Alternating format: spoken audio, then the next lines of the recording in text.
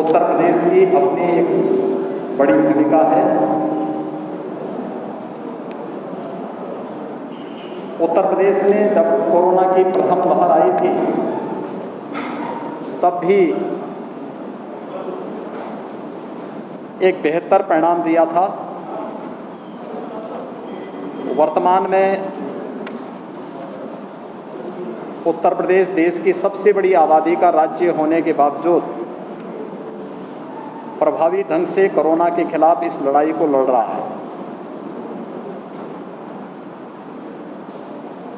उत्तर प्रदेश के बारे में जो आशंका थी, प्रदेश में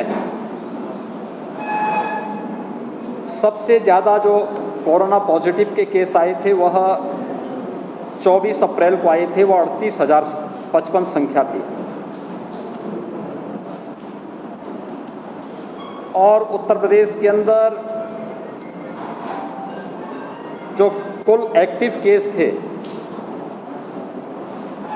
वह 30 अप्रैल को थे 3,10,000। पिछले 8 दिनों के अंदर यानी 1 मई से लेकर के 7 मई तक उत्तर प्रदेश में 65,000 एक्टिव केस कोरोना के कम हुए हैं। वर्तमान में 2,45,000 एक्टिव केस उत्तर प्रदेश में कोरोना के हैं और लगातार कोरोना के केसेज कम हो रहे हैं। प्रदेश के अंदर जिन क्षेत्रों में पॉजिटिविटी ज़्यादा थी, मैंने वहीं से अपनी समीक्षा बैठकों की शुरुआत की है। यद्यपि मैं 4 दिन पहले वीडियो कॉन्फ्रेंसिंग के माध्यम से प्रदेश के सभी जनपदों से जुड़ा था, लेकिन मैंने उचित समझा कि फील्ड में उतर करके लोगों के मन में जो एक भय है, इस भय को दूर करने, कोरोना के प्रोटोकॉल का पालन करने और वर्तमान परिस्थिति में जो रणनीति हमारी तय होनी है, इसका केंद्र बिंदु जनपद को बनना है। जनपद के अंदर हम प्रभावी ढंग से इसको आगे बढ़ा सकें, इस दृष्टि से आज मैं मुरादाबाद मंडल और बरेली मंडल की समीक्षा बैठक के लिए आया हूं। मैं इससे पहले मुरादाबाद मंडल में गया था। मुरादाबाद मंडल के बाद अब बरेली मंडल की समीक्षा बैठक के बाद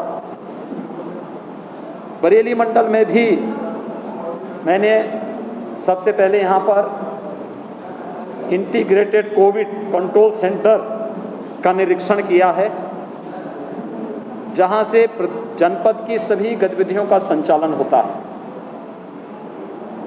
विगत 1 सप्ताह के अंदर यहाँ पर इस मंडल में भी एक्टिव केस की संख्या 2800 कम हुई है और लगातार अभी इसमें कमी देखने को मिल रही है।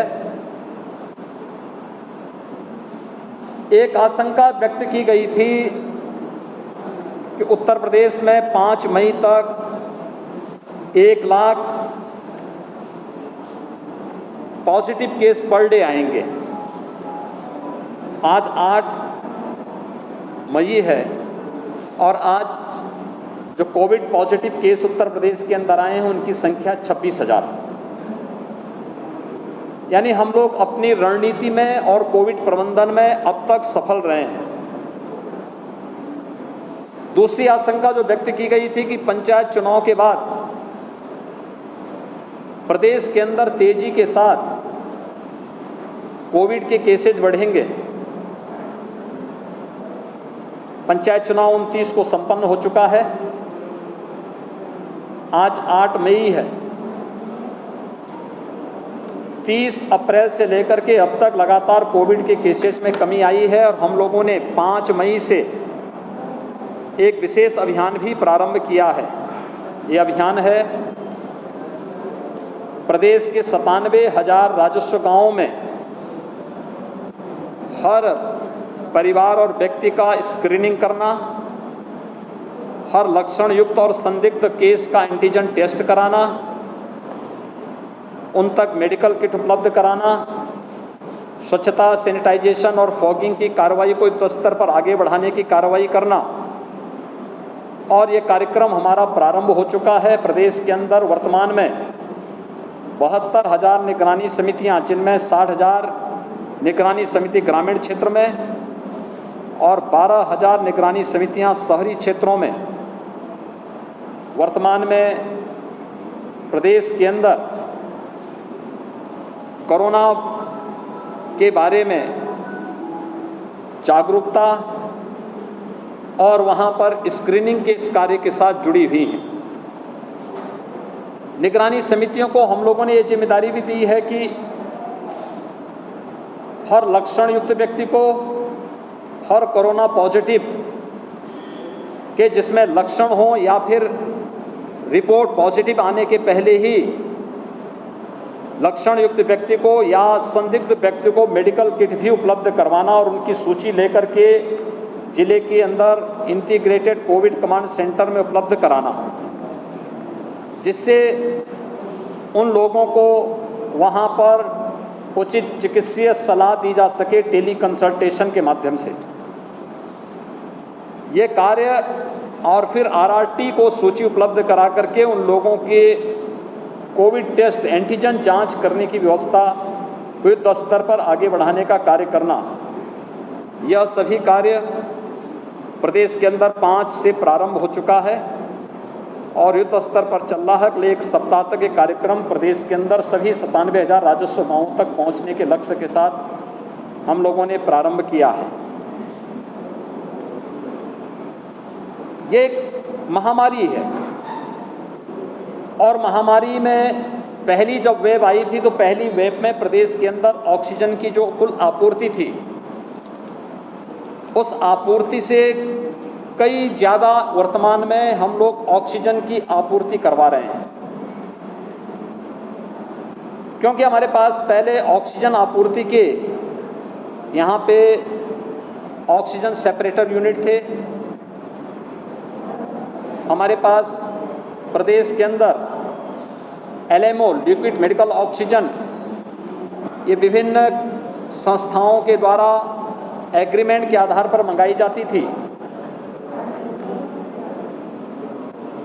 लेकिन जब एक क्राइसिस हुई तो इसमें, क्योंकि पहले किसी हॉस्पिटल में हम लोग देखते थे कि अगर 500 बेड का हॉस्पिटल है तो उसमें 20-30 बेड का आईसीयू होता था,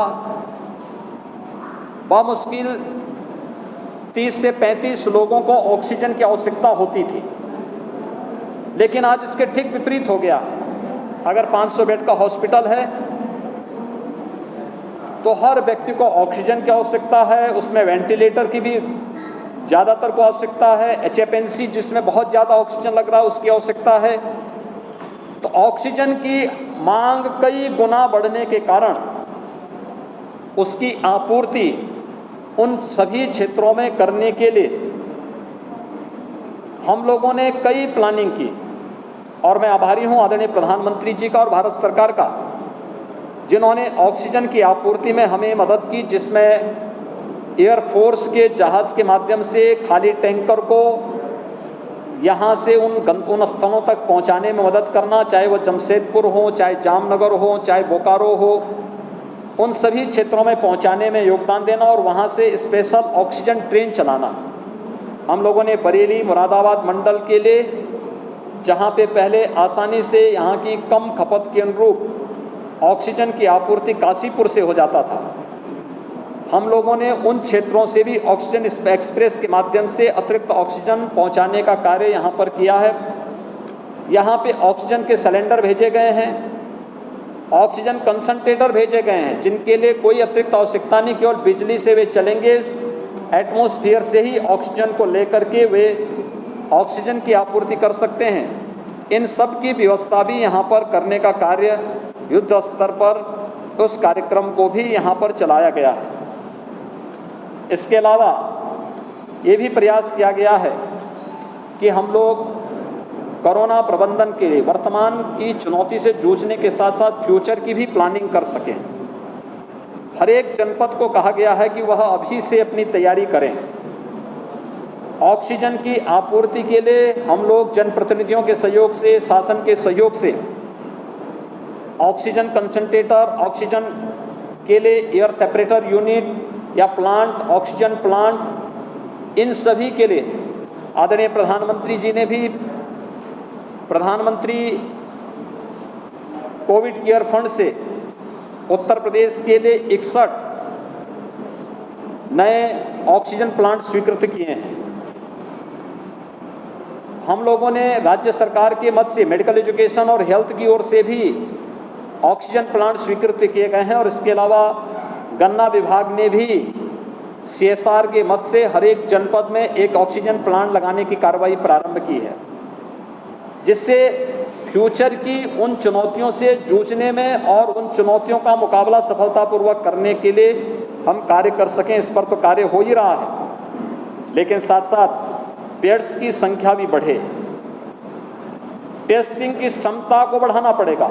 इसके लिए हम लोगों ने प्लानिंग की है और ये भी व्यवस्था प्रारंभ की है कि हर एक व्यक्ति को सुरक्षा कवच दे सके। वैक्सीनेशन उसका एक बहुत प्रमुख आधार है। वैक्सीनेशन के लिए भी एक विशेष अभियान चलाने की कार्रवाई प्रदेश के अंदर हम लोगों ने प्रारंभ की और मुझे बताते हुए प्रसन्नता है कि प्रदेश में अब तक 1,35,00,000 से अधिक लोगों को हम लोग वैक्सीनेशन 45+ लोगों को 1,45,00,000 लोगों को ये वैक्सीन दे चुके हैं और 18 से 44 के बीच में 1 लाख से अधिक लोगों को हमने वैक्सीन दिया है, जिसमें बरेली भी पहले चरण में आच्छादित है। सोमवार से हम लोग 18+ वालों को जो वैक्सीन देना है 18 से 44 के बीच में, इसके लिए अब 7 से बढ़ा करके इस संख्या हम 18 जनपदों में करने जा रहे हैं। हर नगर निगम में और गौतम बुद्ध नगर जनपद में हम लोग सोमवार से वैक्सीनेशन के एक बृहद कार्यक्रम को भी आगे बढ़ा रहे हैं। हमारा फोकस है कि वैक्सीनेशन में वैक्सीन की वेस्टेज को कम से कम किया जाए और वैक्सीन की वेस्टेज को कम करने के लिए पहले से ही प्लानिंग करना, उस प्रकार का सॉफ्टवेयर विकसित किया जा रहा है। ऑनलाइन रजिस्ट्रेशन की व्यवस्था की जा रही है। उतने ही लोगों को कंफर्म करके बुलाना जितने लोगों को उस दिन वैक्सीन दिया जा सके और वेस्टेज को न्यूनतम स्तर तक पहुंचाने, जिससे हर एक व्यक्ति तक वैक्सीन पहुंच सके। इस कार्यक्रम को भी आगे बढ़ाने का कार्य प्रदेश के अंदर युद्ध स्तर पर किया जा रहा है। प्रदेश के अंदर कोरोना प्रबंधन के इस कार्य में